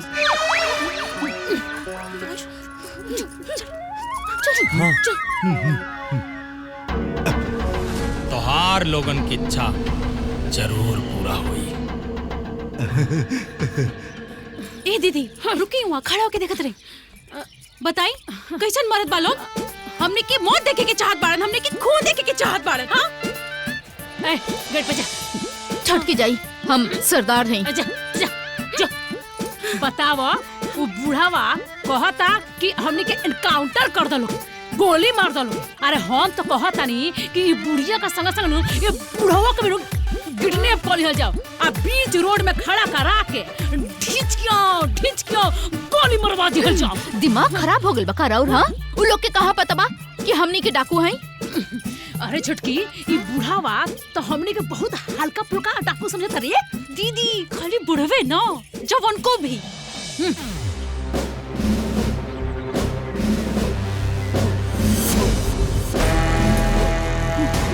अब उ लोग के हमनी के असली डाकू वाला रूप दिखावे के पड़ी। ए, कहने आवा लोग।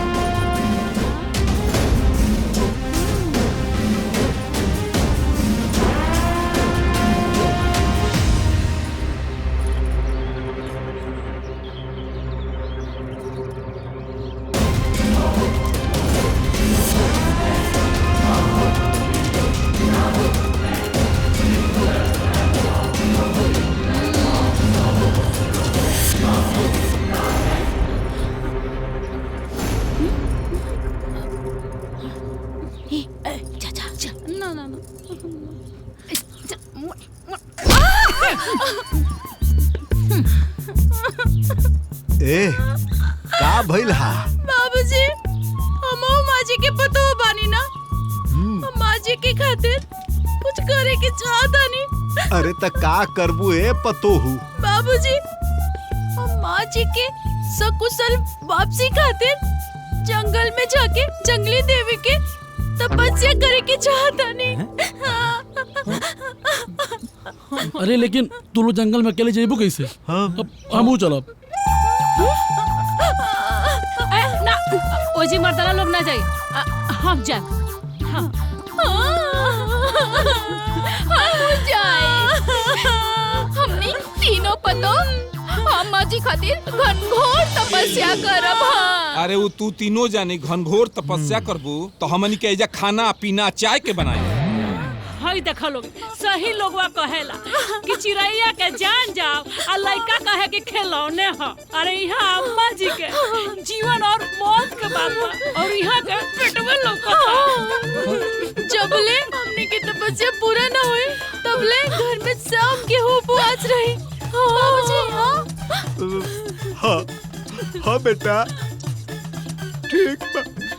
जब तू लोग तपस्या कर लो, हो सकता तू लोग के तपस्या से हमार बुढ़िया हमरा लगे वापस आ जाओ।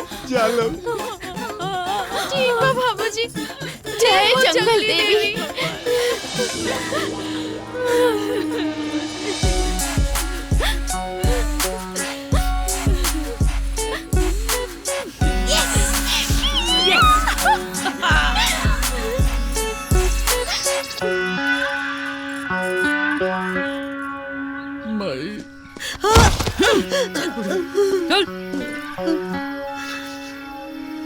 ए बुढ़िया, हाँ?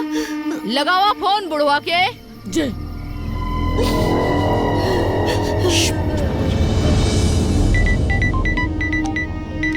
अरे बाप रे, डाकू का फोन। हाँ उठाओ।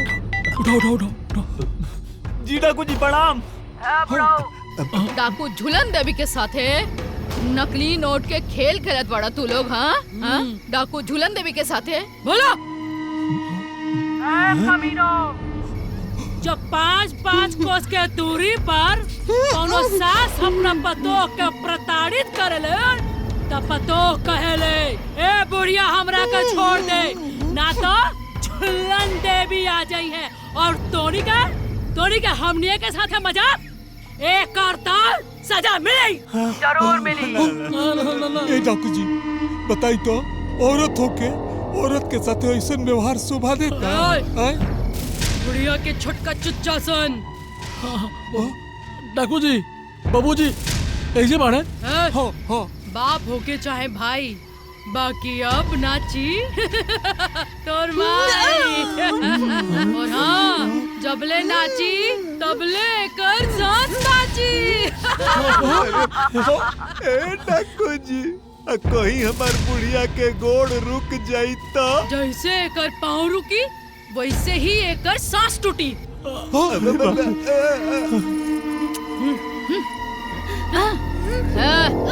नाच बसंती नाच नाच नाच।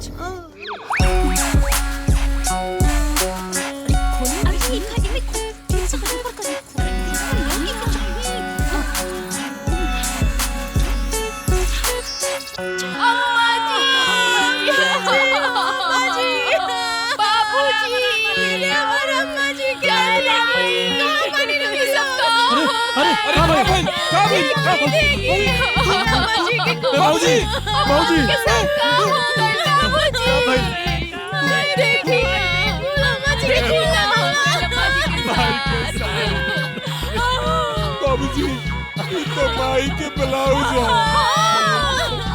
तो माई के सारे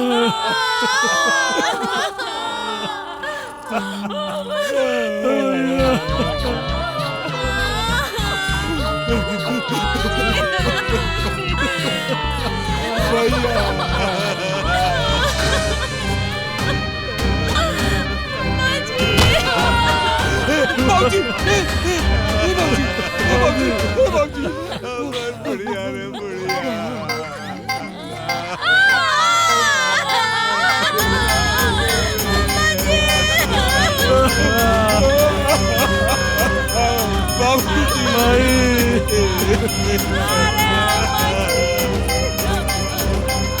अरे भगवान रउआ लोगे कबो माफ ना करी हो दादा। अरे अम्मा जी हो अम्मा जी हमनी के कोई से रउआ बिना रहम सहे अम्मा जी। 30 लाख रुपया खातिर रउआ लोग हमनी के अम्मा जी के बलि चढ़ा देती होता। अब हमनी के केकरा से पैसा मांगब हो दादा। बताई लोग बेचारे डाकू लोग भी तो इंसान है ना हुवन। पैसा की जरूरत हुई तबे ना वो लोग बंगला हंजा। रवा लोग के वो लोग की मजबूरी समझे की चाहत रहला ना। अम्मा जी के मौत के जिम्मेवार सिर्फ और सिर्फ रोवे लोग ही बनी जा। तो कन्या के पैसा के राखी हो अम्मा जी। अपनी के संगे का कैला तू? ए बुढ़िया अरे हमरा के छोड़ के काहे चल गइल तू? काहे चल गइल? डाकू सब तेरा के ना बनले रहती सा तो तार पूरा पैसा उन्हीं के दे देती हो। अरे हमार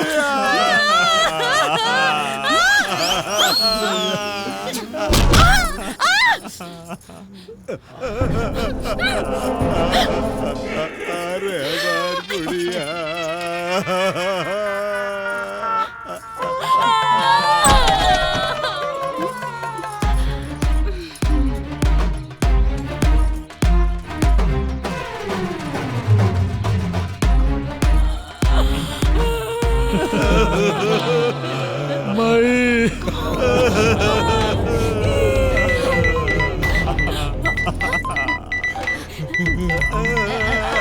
बाबूजी फोन बजाता। बाबूजी फोन बजाता। अरे बाबूजी फोन आता।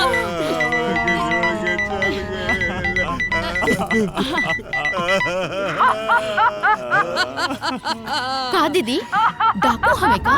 डाकू डाकू रे कुकुरी कमीनिया भाग। हमरा अम्मा जी के मार के तोरा का मिला रे? आन ओ जे बैठल बैठल दांत चिरत रो।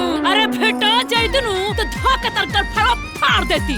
यदि हमरा सामने रहती ना तो अम्मा जी के खून के बदला तोरा से लेती। हाँ खामोश। डाकू के साथ मस्ती ना तो तू दोनों के ठाए ठाए गोली मार दे और तू दोनों की आवाज बंद हो जाई। कैसन लागल हमार नजारा? डाकू जी, डाकू जी, ऐसे बड़ा खतरनाक नजारा का हो सकेला? अरे रउआ तो जवन चानी तवन तो कहीं बाकी हमने सब लोग हाथ जोड़ के रउआ से विनती करता नहीं, कम से कम हमारे माई के डेड बॉडी तो लौटा दी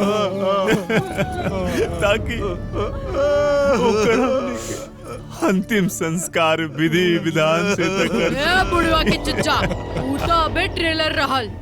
लोगन के औकात में ले आए खातिर अभी तोर बुढ़िया जिंदा बिया। माई जिंदा भी, बुढ़िया जिंदा भी है। माई जिंदा भी, माई जिंदा भी, माई जिंदा। हे भगवान, हे भगवान। ए बुढ़वा चुप। हे भगवान। अरे बुढ़वा। अरे डाकू जी के बतिया तो सुनो ध्यान बात से। सुनी का सुनी कहता हाँ नहीं? सुनी। कोई डाकू जी बुढ़वा खून से लथपथ कपड़ा था। खाली ट्रेलर रहल हा। थोड़ा भी दाएं बाएं कैलन हा त तोर बुढ़िया के मुआ के पूरा पिक्चर पेश कर दे। डाकू जी ऐसे मत करो। बताइबे?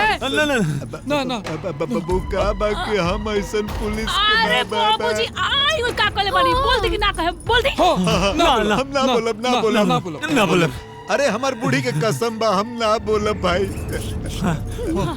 हे डाकू जी, जल्दी में हमार सब बात सुनी। अब ना पुलिस होई ना वकील होई, परिवार के सब लोग वादा करता। हाँ अब आगे कहा बोली? 30 लाख रुपया लेके आज रात जंगल में पहुंच जाई हो। ठीक बा। रउआ के अगर 40 लाख लगी तो वो भी बोली। लेकिन अम्मा जी के कुछ मत करी। हाँ सुमन देवी संकोच मत करी। जितना पढ़ा उतना पढ़ा दी। मांगी सुमन देवी जी मांगी। हाँ तो 40 लाख रुपया में डील फाइनल। 40 लाख रुपया लेके जंगल में आ जाई हो। और सुना, थोड़ा भी होशियारी मत दिखाइया, ना तो बुढ़िया के टुक्की टुक्की कह के चील कौआ बाबूजी कसम खतरी 40 लाख मान जाए। बोल दी ना बाबूजी, बोल दी ना, बोल दी। मान जाए मान जाए। ठीक बा डाकू जी, हम 40 लाख दे देता है। ठीक बा, थोड़ा भी होशियारी मत दिखाइया, पैसा टाइम पे लेके आ जाइएगा। कट गए। पुलिस पुलिस बाबूजी सुनी, पुलिस के डाकू के बारे में कुछ मत बोली। हाँ, हमने के अम्मा जी जिंदा चाहिए। मत बोली। बाबूजी अपन नरुआ पूछ ली सुन पूछ ली लो। पुलिस के कुछ ना बोलो।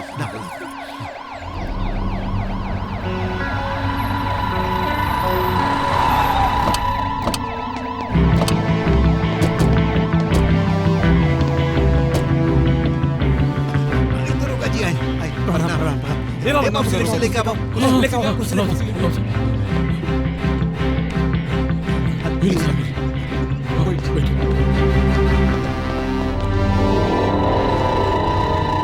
राम खिलावन जी, ये केस के लेके हम बहुत चिंतित बानी, बहुत बेचैन बानी।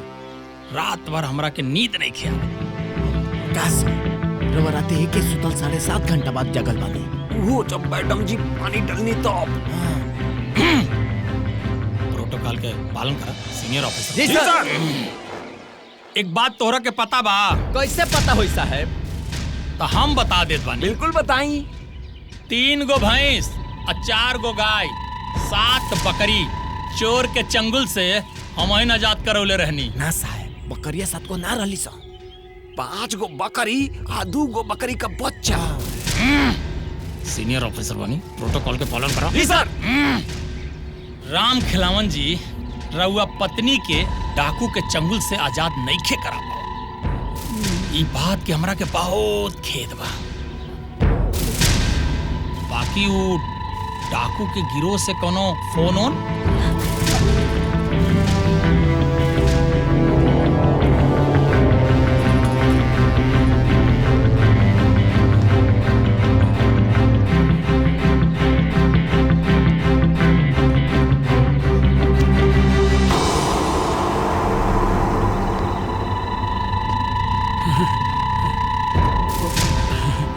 कोनो सूचना उचना? ना ना साहब, कोनो सूचना नहीं। काहे? अब वो कहा है साहब कि ओकर कोनो जरूरत नहीं है। मतलब कि दरोगा जी हमनी के माई आ गई। देखला यह दरोगा दुबे जी के दहशत उस सर्वन डकुअन के भी अंदाजा लाग गइल। ई दरोगा थोड़ा खतरनाक टाइप के आदमी बा। ई खातिर सरौ घरे छोड़ के चल गइल। माता जी के हमरा से मिल। माँ जी नहीं अकल बनी। नैहर काहे? सदमा से बाहर निकले खातिर। पता बताओ हमरा कौन से मिले? अरे वो दरोगा साहब कहा कि उनका ना मानसिक स्थिति ठीक नहीं है। रवो का चाहता नहीं मैं हमार पागल हो जाओ। रवो हमने के माफ करी और बेटर के ना यही हिसाब करी। ठीक है दरोगा जी, हमनी के भाई पागल हो जाए दरोगा जी। हाँ सर। ओके ओके।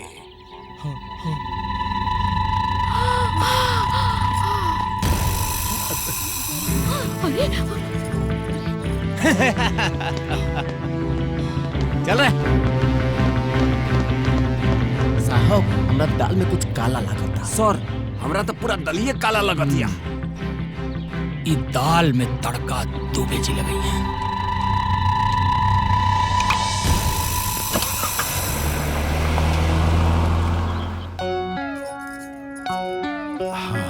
ए बेटा कितना भइल?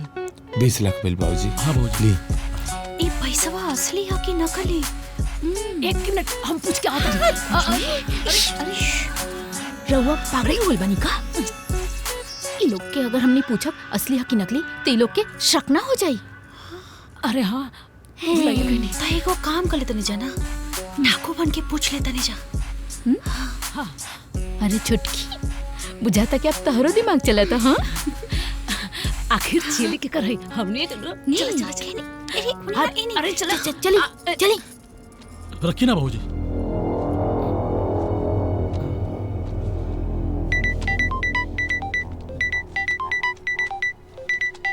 तो डाकू जी के फोन है। हाँ हाँ उठाओ उठाओ उठाओ। डाकू जी प्रणाम। बुढ़िया का बड़का चुच्चा माल तैयार बानो? हाँ झूलन देवी जी। तैयारी चल रहा बा। डाकू झूलन जी, अरे वो बेरिया तो हमार मेहरारू ना आइल रहे। वो दिन तक तू असली पैसा ना लेके आइल रहला। हाँ डाकू जी रवो कैसे पता? हे बुढ़िया के छोटका चूजा, हमरा के तो इहो पता बा कि तोर अंडरवियर के कौन कलर बा। तू आज कौन कलर का अंडरवियर पहनले बाड़े तई पैसा कौन बात था?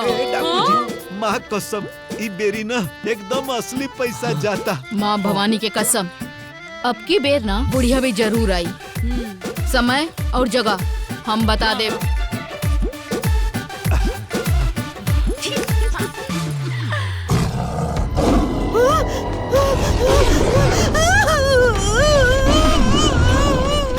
बुढ़िया आज तोर आजादी के राधा।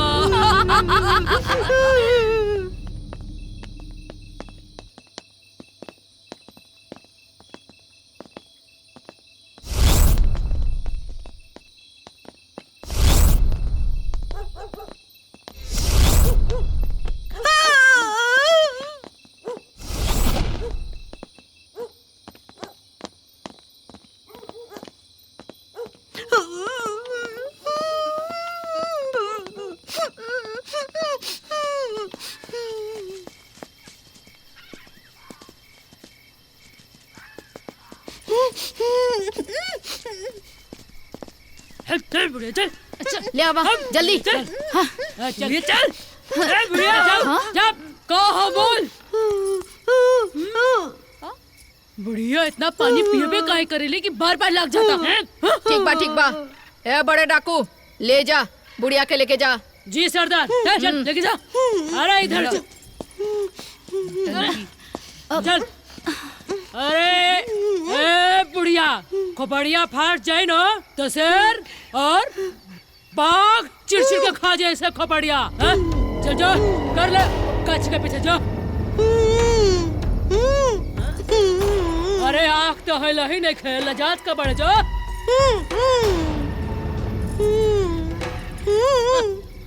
अरे बुढ़िया बहुत शर्मिले है। जा 40 लाख रुपया मिली ना तो हमार सब सपना पूरा हो जाई। हमार ना IVF के सपना भी पूरा हो जाए। है सपना अपना सपना मनी मनी। मालूम बानू कि हमरा 2 लाख बेसी चाहिए। रउआ कुल पैसा लेनी। हाँ सब पैसा ले ले लेकिन ये बताई बुढ़िया के छोड़ के काहे चलेनी? अरे 100 रुपया जाई कहाँ?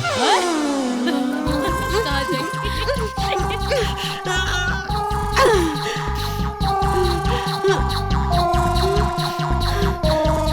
ठाकुर जी ए ठाकुर जी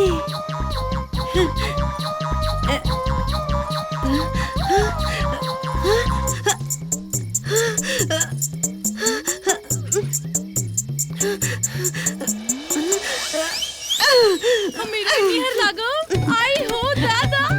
अरे लेकिन कुछ ज्यादा देर नहीं क्या हो?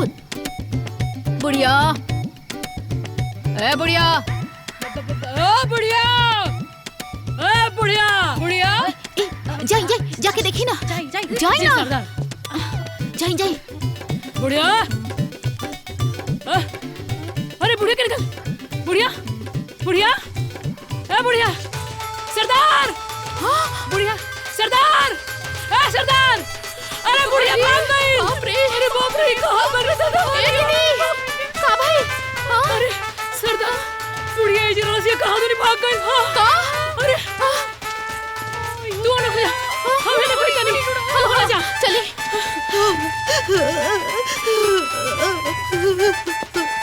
अरे बुढ़िया कहाँ चल गई?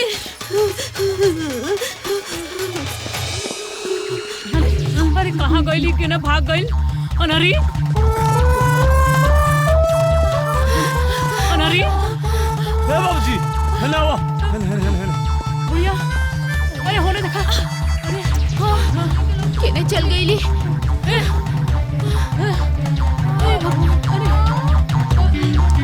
दीदी कहीं लोग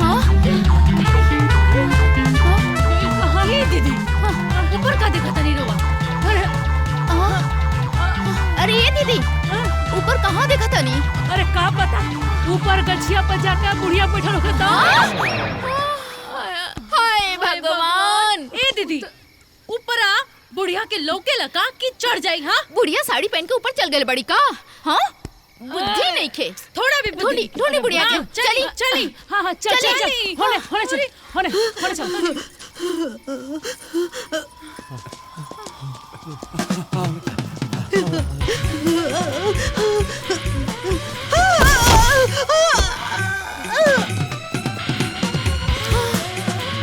अरे अनहरी बुढ़िया गई कहाँ? हाँ एक कुछ नहीं पता चला बिना फोन लगाई। इला हाँ लगा।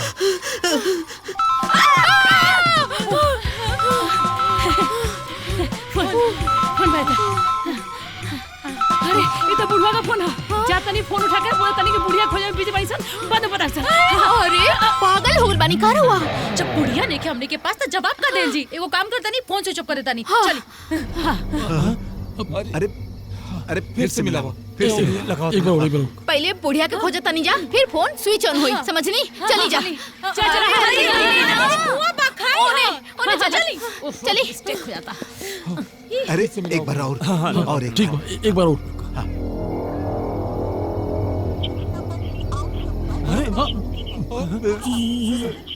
Switch off. ए बेटा अब का कइल जाओ?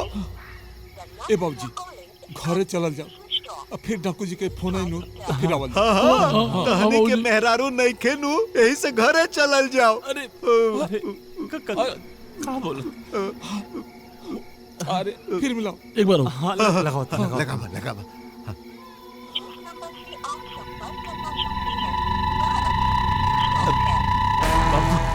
बाबूजी फिर स्विच ऑफ बता दो। साहब लागत है कि फोन करता रहा हूँ। ना डांस करत हूँ। चुप, सीनियर ऑफिसर बनना, प्रोटोकॉल के पालन करा। जी सर। Follow me.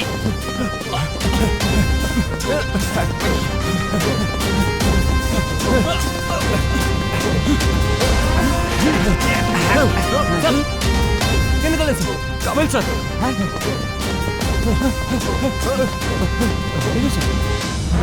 साहब लागत है कि पार्टी मिल गई।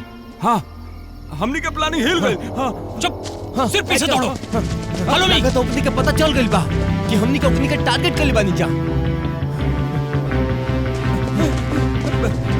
साहब हाँ का होई?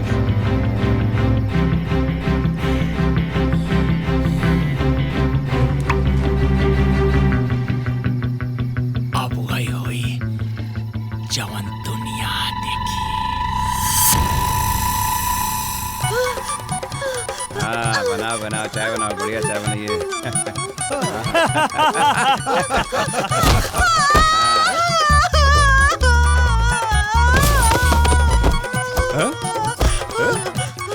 अबे ये कौन है बे? हे बेटा क्यों बा यहाँ? हम मुसीबत में बाड़े, हमरा के बचा लाए बेटा। क्यों बोलत काहे नहीं खे? हमरा के बचा ला, हम मुसीबत में बाड़े। हमारा आवाज क्यों नहीं के सुनता?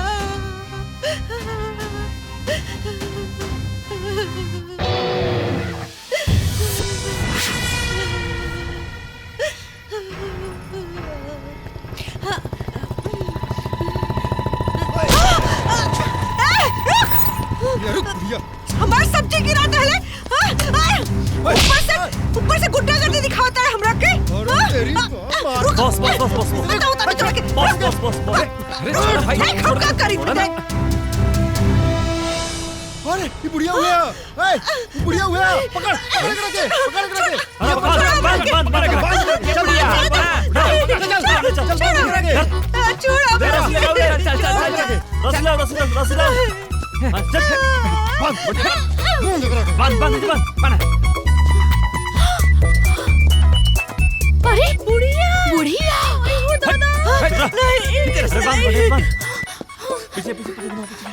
तोहार थप्पड़ के गूंज आज भी हमरा कान में गूंजत। अरे बाप रे, ये हमनी के शिकार के काहे उठावल चाहत रहे सर भाई? लगा था कि कोनो पुराना लफड़ा बाते बुढ़िया के ही हो दादा। बुढ़िया तो ये ऐसा लफड़ा वाली, पता नहीं लोग से का झगड़ा कैले रहली है। ए बेटा हमरा से बहुत बड़ गलती हो गई रे, हमरा के छोड़ दा। तोहरा के छोड़ दी? तोहरा के छोड़ दी?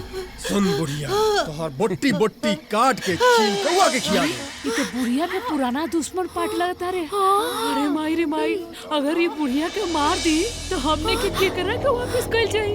अगर ओकरा के वापस ना कल जाई तो पैसा ना मिली। अगर पैसा ना मिली तो गुलगप्पा खाए के ना मिली रे भाई। ये दीदी रुआ पगले ठई का? यहाँ हमनी के सासू माँ के प्राण संकट में बा। हाँ, और रुआ के गोलगप्पा खाए के चिंता लगल बा।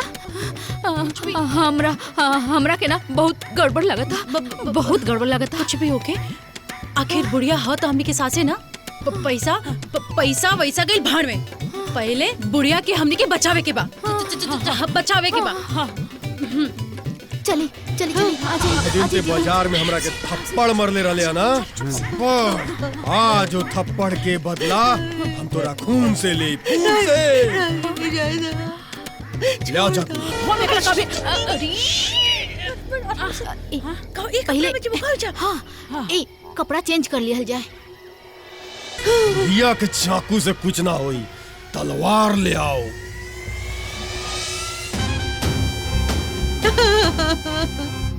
रिया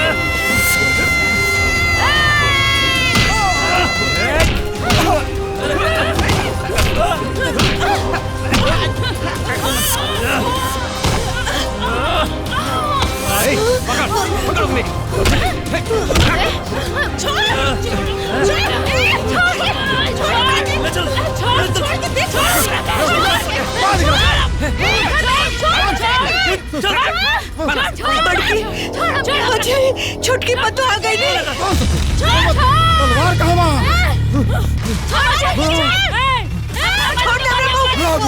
तोरा के तो कटबे करब साथे साथे तोर तीनों पतोहियों के काटब। हमार करम अर्जुन आएंगे और तुमको लतियाएंगे और हमको बचाएंगे और हम तोरा के मुआएंगे और हम अपने सासू माँ खातिर अपना जान दे देंगे।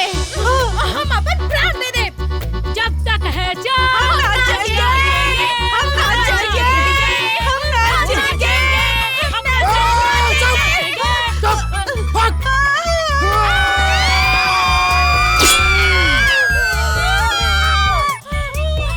कहाँ है तुम्हारे करण अर्जुन?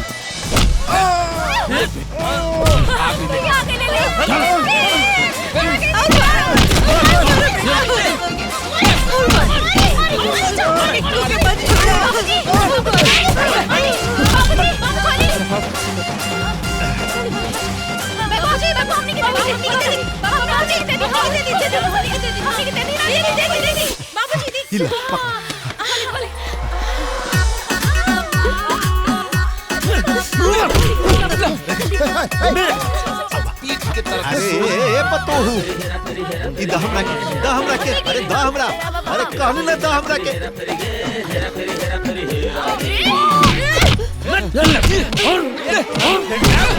अरे बुढ़े ए रुको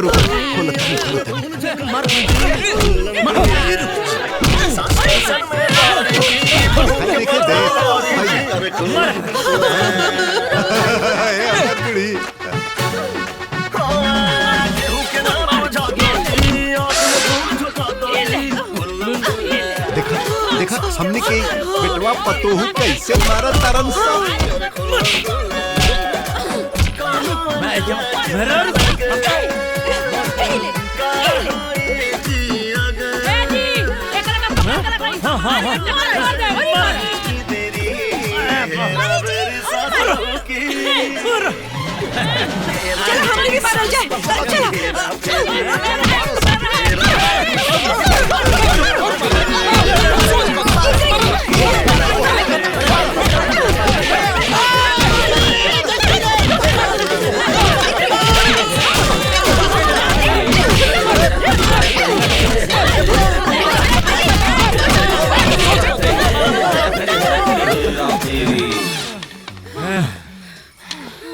गुंडई कर बे हैं?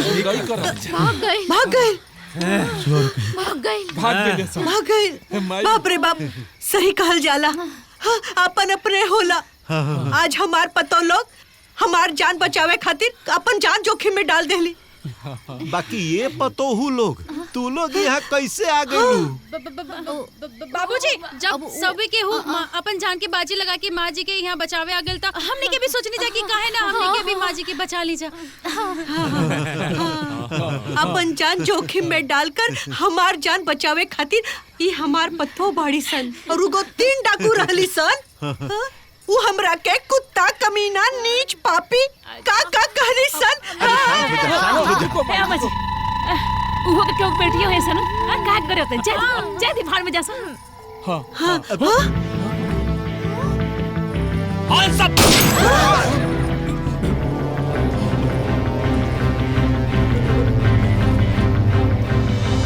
सब लोग गोल गोल हो जाइए।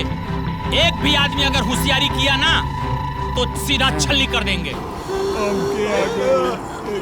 ए बेटा चुपचाप रह, जे कहता उहे कर।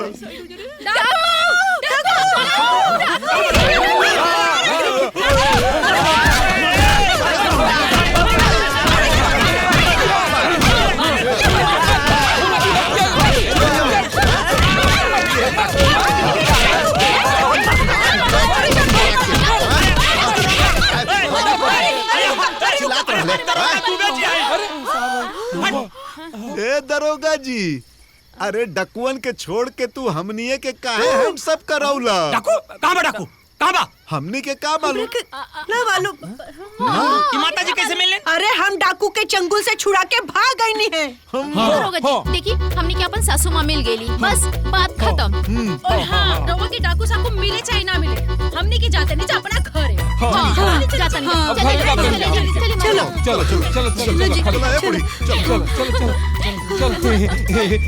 डाकू के कपड़ा मिल गई। हई देखी डाकू भाग गईले सा आ कपड़ा बंदूक छोड़ गईले सा। कौनो बात नहीं के डाकू के कपड़ा के अब हम फांसी चढ़ाई।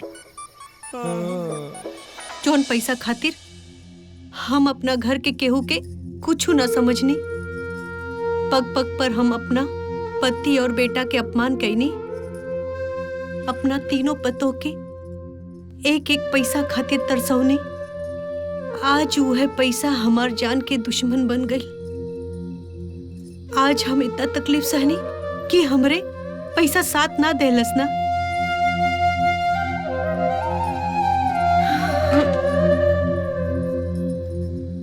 सही कहल जाला कि धन के 3 गो रास्ता होला, दान, भोग, ना त नाश।